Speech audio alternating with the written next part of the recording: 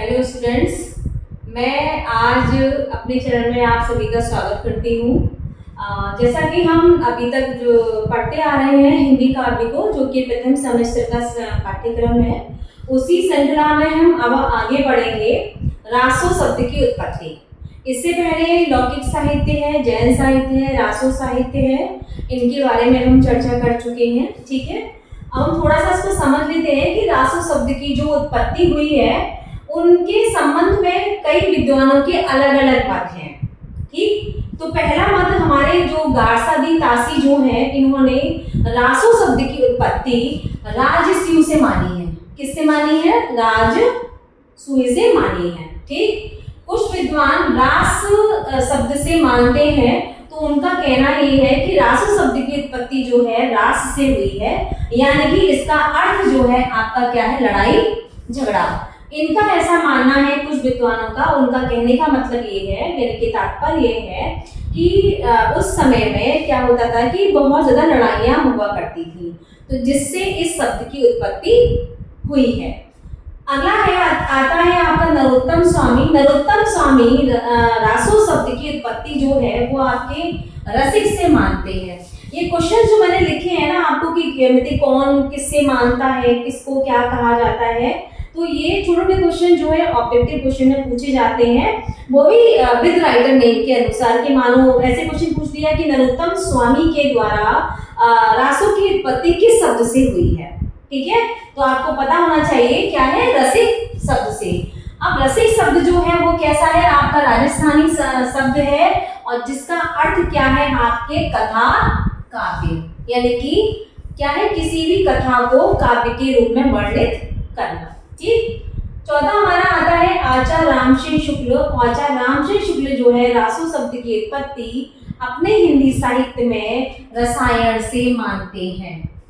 ठीक है, अब आती है बात आचार्य हजारी प्रसाद द्विवेदी की। आचार्य हजारी प्रसाद द्विवेदी जो है वो रासो शब्द की उत्पत्ति किससे मानते हैं? रासक से मानते हैं, जो कि 29 मात्राओं का छंद कहलाता है। ठीक है, अब इसके जो भक्ति काल जो है, इसके बाद ये तो हमारा सारी जो यहाँ तक जो बात थी वो आदि काल से संबंधित बात थी। अब हम बात करते हैं आपके भक्ति काल की। तो आदि काल का जो समय माना जाता है वो आपका माना जाता है 1050 से 1375 तक। ये आपका समय माना जाता है। हम इसको आदिकाल की संज्ञा भी दे सकते हैं, और प्लस हम इसको क्या कह सकते हैं? इसका दूसरा नाम है आपका वीर गाथा काल। ठीक है, वीर गाथा काल।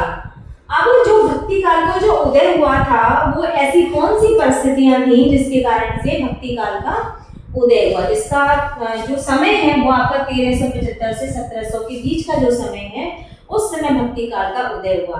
भक्ति काल का उदय ऐसा हुआ था कि जब बहुत ज्यादा लड़ाई झगड़े, बहुत ज्यादा युद्ध होने लगे, उस समय पर जो आम जनता थी उसके पास कुछ बचा ही नहीं। वो बहुत ज्यादा त्राही त्राही मचने लगी चारों तरफ। तो उसने क्या सोचा कि अब भगवान की शरण में जाने के अलावा हमारे पास कोई दूसरा रास्ता नहीं है। तो वहीं से इसकी शुरुआत होने लगी।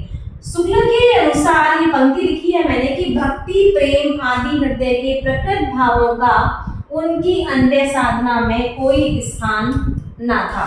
क्योंकि उस समय पर क्या भक्ति काल का उदय होने से पूर्व, यानी कि भक्ति काल आया नहीं था, उससे उदय होने से पूर्व भक्ति प्रेम और आदि हृदय के प्रकट भावों का उनकी अंत्य साधना में कोई स्थान ना था। यानी कि इससे पहले जो आदिकाल का समय था, उस समय लड़ाई झगड़े ही हुआ करते थे। अधिकतर लोग आपस में बहुत ज्यादा लड़ रहे थे, एक दूसरे को मार काट डाल रहे थे। तो उसी को आचार्य शुक्ल ने कहा है कि उस समय पर उनके हृदय में किसी प्रकार का कोई भाव नहीं था।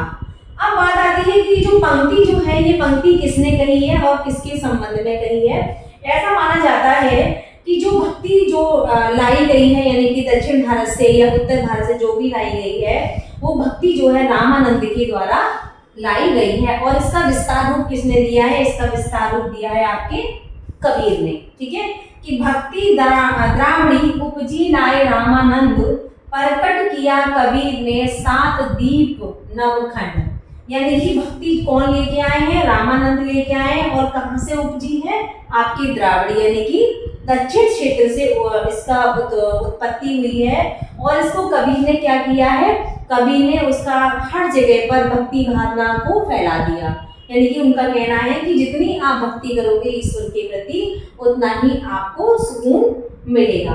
तो ये आज आपका थोड़ा सा रासो शब्द के बारे में था और कुछ उसमें भक्ति के उदय के कारण थे। तो ये जो दो मुख्य पंक्तियां हैं इनको आप अवश्य ध्यान दें। ये दोहा है जो कि पूछा जाता है पेपर में, और ये पंक्ति है कि किसके द्वारा लिखित है? तो आचार्य रामकृष्ण शुक्ल के अनुसार है। और ये दोहा है, दोहा आपके रामानंद के अनुसार है। धन्यवाद। आपको ये वीडियो आशा करती हूँ पसंद आई हो, तो आप दोस्तों को लाइक करें, शेयर करें।